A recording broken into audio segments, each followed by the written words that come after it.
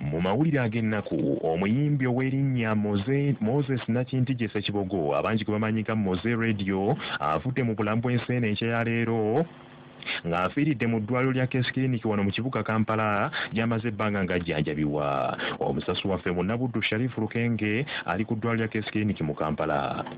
Woowulirira bino nga biwoobe nakwaziirana mu kisaawe eky'ebyokuyimba oluvannyuma lw'omuyimbi Moses Ssekibogo amanyiddwa nga Moze Radio okuva mu bulamu bw'ensi eno.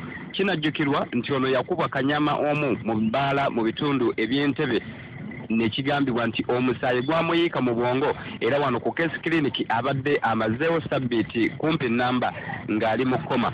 Abantu ab'enjawulo bamaze okutuuka mu kifo kino naddala abayimbi ab'ekibiina mu abadde ayimbira aba Good Life, Lion Island eya Jose Chameleone awamu ne Firebase ey'omuyimbi Robert Kyagulanyi Ssentamu amanyiddwa nga Bobi Wine. Mu kiseera kino poliisi eyiiriddwa wano ku ddwaliro erya Case Clinic okwaŋŋanga embeera era nga baboodabooda bonna ababadde bakuŋŋaanidde mu kifo kino bagobeddwawo poliisi ekole ogwayo era nga ne bannamawulire tebannakkirizibwa kutuukira ddala mu kifo wali wennyini ewali omubiri gw'omugenzi Moses Ssekibogo amanyiddwa nga Moze Radio.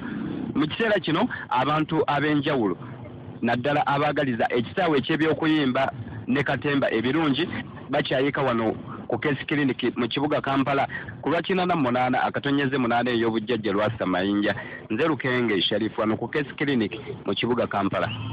Moze Radio ng'ali ne munywanyi we Douglas Mayanja amanyiddwa nga Wizo okuyimba bakutandikira mu kuyambako Dr. Jose Chameleone ku stage abangi kye bayita okubaakinga eddoboozi wabula mu mwaka 2008 bano baasalawo okwekutula ku kibiina kya Lion Island ekikulemberwa Dr. Jose Chameleone ne batandikawo ekibiina ekyabwe kye baatuuma Good Life.